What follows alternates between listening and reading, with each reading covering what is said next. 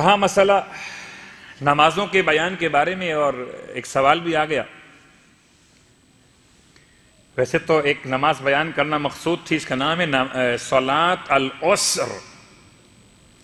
عسر کہتے ہیں یسر کے مقابل پر، یسر کہتے ہیں آسانی کو، تو آسانی کی ضد ہے مشکل، تو نماز کا نام ہی نماز مشکل ہے، اس کا مطلب ہی نماز پڑھنا مشکل ہے، بلکہ مشکلات کو دور کرنے کی نماز، گویا یوں کہیے مشکل کشا کے ماننے والوں کے لیے مشکل کشا نماز، 2 رکعت نماز، جس کو روایت میں امام جعفر صادق علیہ السلام سے بیان۔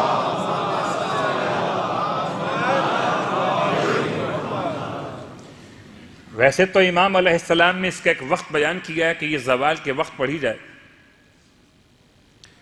لیکن اگر زوال کے علاوہ بھی انسان پڑھنا چاہے تو نماز پڑھنے میں شرعاً کوئی حرج نہیں ہے۔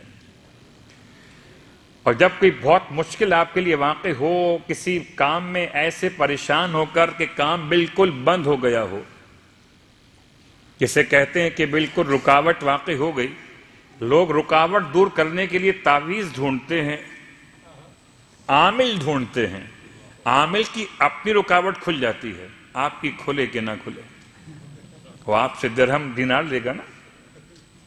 تو نماز بیان کی ہے، یا تو یقین کیجئے کہ امام علیہ السلام نے مجھے اور آپ کو ایسے ہی چھوڑ دیا تھا کہ جانا پیروں فقیروں کے پاس، ان سے پوچھ لینا، یا کوئی حل بتائے تھے مسائل کے؟ اگر بتائے تھے تو کیا ہیں؟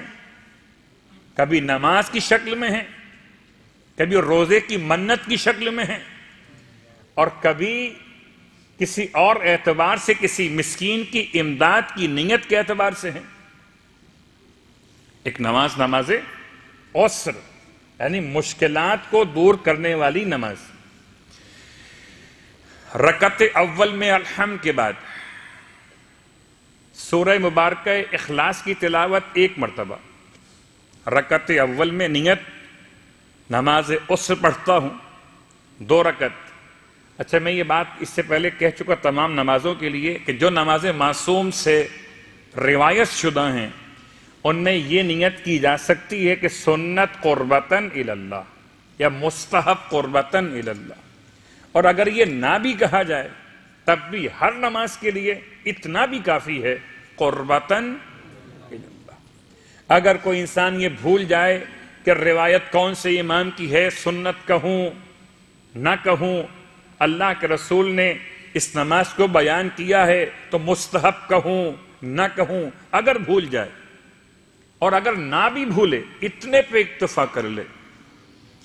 کچھ برادران نیت کرتے ہیں کہ جی نماز پڑھتا ہوں، منہ میرا قبلے کی طرف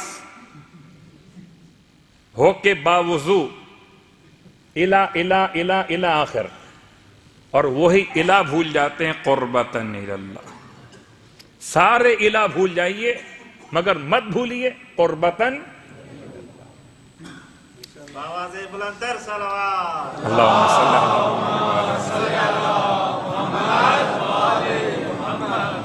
تو یہ نماز کے رکعت اول میں الحمد کے بعد 1 مرتبہ سورہ اخلاص، اور اس کے بعد سورہ مبارکہ فتح کی ابتدائی 3 آیات بسم اللہ کے بعد، اِنَّا فَتَحْنَا لَكَ فَتْحًا مُبِينًا سے نصراً عزیزہ تک 3 آیات، اور یہ آپ آیات دیکھ کے پڑھ سکتے ہیں، کوئی حرج نہیں ہے۔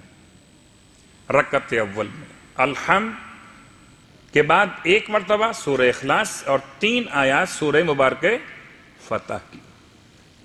رکعت دوم میں الحمد کے بعد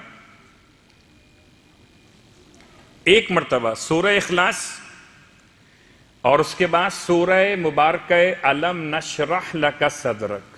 یہ بات یاد دلا دوں کہ مستحب نمازوں کے مسائل واجب نمازوں سے ذرا مختلف ہیں۔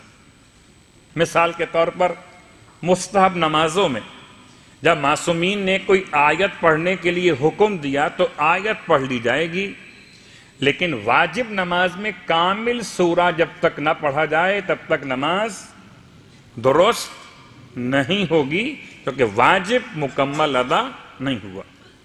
تو علم نشرح لک صدرک ویسے آپ نہیں پڑھتے، اکیلا سورہ واجب نماز میں علم کے بعد یہ والا، جب تک کہ اس کا پیار مکمل نہ کر لیا جائے۔ لیکن اس نماز میں کیونکہ نماز واجب نہیں ہے اور روایت معصوم ہے، اس میں آپ پڑھیے الحم کے بعد سورہ اخلاص اور سورہ اخلاص کے بعد سورہ علم نشرح لک صدرک۔ غالباً 8 آیات ہیں مجھے اگر صحیح یاد ہے، بسم اللہ کے بعد صلوات پڑھ لیں محمد وعلی۔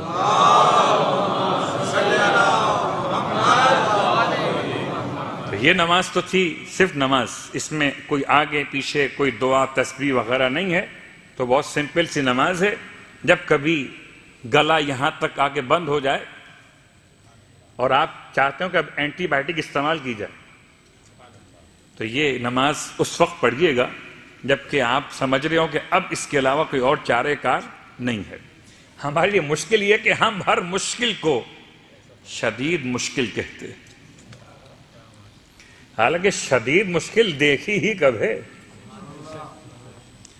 اور ویسے بھی صاحبان ایمان کے لیے بہرحال مشکلات کا ایک راستہ مشکل کشا مولائے متقیان علی ابن ابی طالب علیہ السلام،